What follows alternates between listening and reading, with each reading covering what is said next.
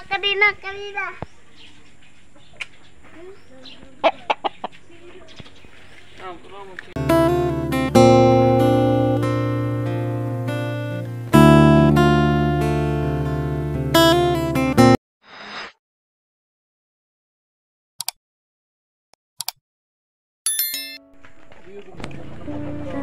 Ito guys, titingnan natin yung ating alagang manok na dalawa.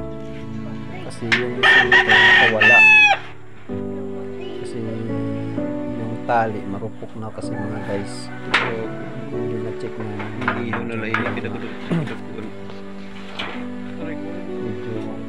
marupok na yung kuwan yung tali mga guys. Ito po yung naging resulta. Sayang talaga guys. Magandang marupok. Kasi isang beses na ito nanalo. Yan, malaki yan mga guys. Sayang talaga. Sayang talaga.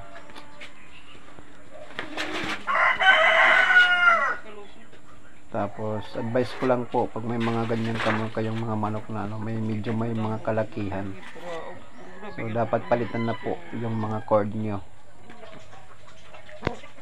Kung alam na natin na na kunan ulo. Kunan ulo. Buta na da. Marupok na. O yan po, parang nabulag na siguro.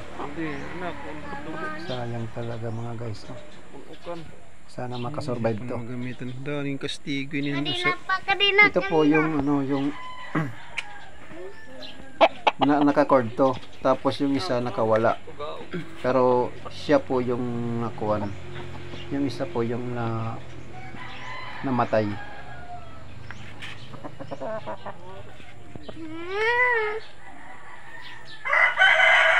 So hanggang dito na lang mga guys. Thank you.